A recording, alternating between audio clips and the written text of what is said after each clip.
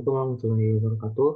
Perkenalkan, nama saya Mario Fadila, program studi teknik pertambangan Unisba. Di sini saya akan memaparkan tentang penelitian saya yang berjudul Prosedur Penentuan Nilai Kalifornia Indonesia atau CBR untuk Jalan Tambang di PT Indosemen Tunggal Prakasa, Desa Palimanan, Kecamatan Tompo, Kabupaten Cirebon, Provinsi Jawa Barat. Di sini ada pembimbing, yaitu adalah Insinyur Gila Dia SMT, dan kopembimbingnya ada Iswanda SMT. Ada outline, di sini dibagi menjadi 5, yaitu ada pendahuluan, tinjauan umum, prosedur hasil penelitian, pembahasan, serta kesimpulan. Yang pertama ada pendahuluan. Latar belakang. Produksi tambang berkaitan dengan jalan tambang yang digunakan. Terdengar sepele, tetapi bisa berakibat fatal jika dalam suatu kondisi cuaca tidak mendukung, dan bisa mengakibatkan rugi karena produktivitas alat angkut akan menurun. Jalan tambang yang terbuat dari tanah tidak menutup kemungkinan akan mengalaminya amblesan atau subsidence, di mana suatu kondisi jalan tambang yang tidak dapat menampung beban yang ada di atasnya seperti alat berat yang digunakan di jalan tambang. Mengevaluasi kondisi pada jalan tambang untuk standarisasi pada setiap tebal lapisan untuk mendapatkan komposisi jalan yang optimal dan membantu kestabilan nilai produksi tambang. Nah, yang ada dua. Yang pertama adalah mengetahui prosedur pengujian CBR laboratorium. Yang kedua, mengetahui nilai CBR laboratorium. Ada metode penelitian. Di sini metode penelitian sendiri adalah stabilnya produksi tambang dipengaruhi oleh kondisi jalan tambang.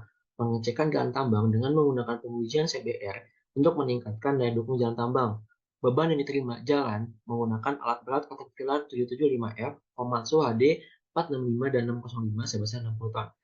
Nah, di sini terdapat dua data. Yang pertama, ada data sekunder dan data primer. Data sekunder itu bisa dikatakan atau data yang sudah dipublish, sedangkan primer itu data yang harus kita dapatkan langsung ke lapangan. Nah, di sini untuk data sekunder sendiri ada tiga, yaitu ada SNI 1774 tahun 2012, ada jurnal dan spek alat. Dan yang primer itu adalah CBR, di mana CBR ini untuk mengetahui nilai CBR, dan ada proctor test, di mana proctor test ini adalah untuk mengetahui nilai kadar air optimum.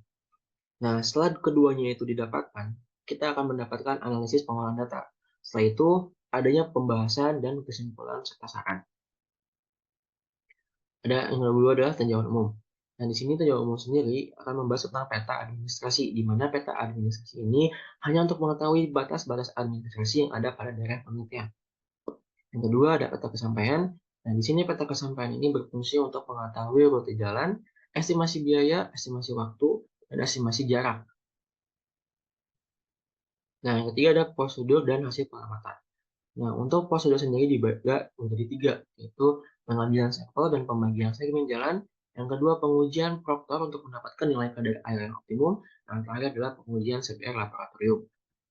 Nah, di sini ada pengambilan sampel dan segmen jalan di PT Indosemen. Nah, untuk pengambilan sampel sendiri itu dilakukan pada 5 segmen jalan.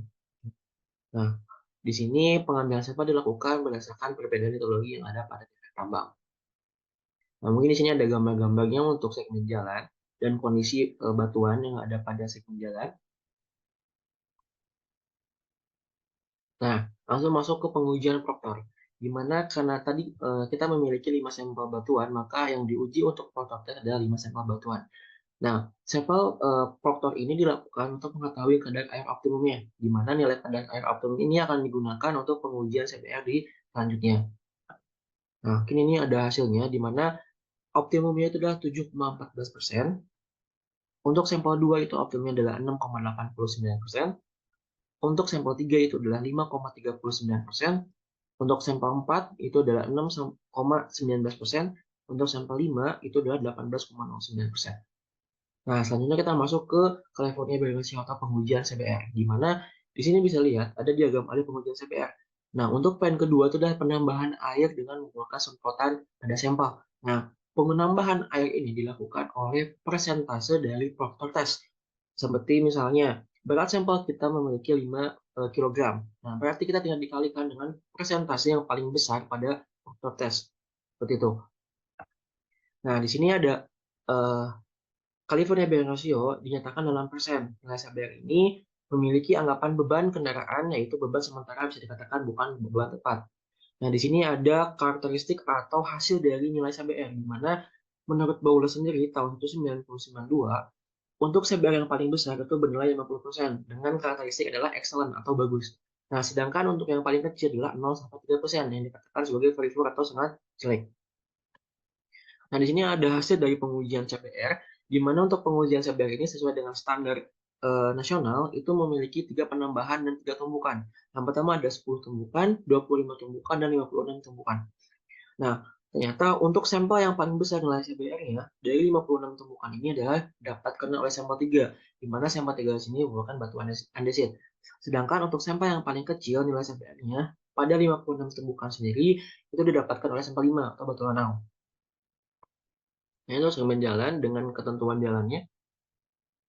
Nah, terus ada pembahasan di mana untuk pembahasan prototes tadi seperti yang dikatakan sebelumnya, kalau prototes tersebut hanya untuk mendapatkan nilai kadar air optimum. Nah, biasanya semakin besar nilai kadar air optimum, maka semakin lembek atau semakin lemah dari si tanah tersebut. Maka tidak baik untuk sampel tersebut menjadikan sebagai dasar untuk tanah di jalan tambang. Nah, mungkin di sini bisa lihat yang paling besar itu ada sampel 5 batu lanau adalah 18,09%, sedangkan yang paling kecil itu ada sampel 3 itu batu andesit 5,39%. Hal ini juga berkaitan dengan permeabilitas dari suatu batuan. Nah, sini ada CBR-nya, di mana untuk nilai CBR sendiri, jika kita grafikkan, grafik itu kan meningkat, meningkat dan menurun, sesuai dengan hasil dari pengujian sebelumnya. Nah, di sini ada kesimpulan dan saran. Untuk kesimpulannya, pengujian CBA dilakukan berdasarkan SNI 1744 tahun 2012 dengan melakukan tumbukan sebanyak 3 kali penambahan. Penambahan pertama tumbukan 10, selanjutnya 25 tumbukan, dan yang terakhir adalah 56 tumbukan. Yang kedua, berdasarkan hasil pengujian CBR yang didapatkan menjadi 5 sampel dengan jalan yang berbeda, di mana Batu Lampung Kuari B 47%, Batu Lanau 13%, Batu Pasir 77,4%, Batu Lanau Kuari C adalah 16,6%, dan Batu Andesit adalah 97%. Mungkin sekian yang bisa saya paparkan. Mohon maaf bila ada salah kata. Wabillahi taufiq wal hidayah. Wassalamualaikum warahmatullahi wabarakatuh.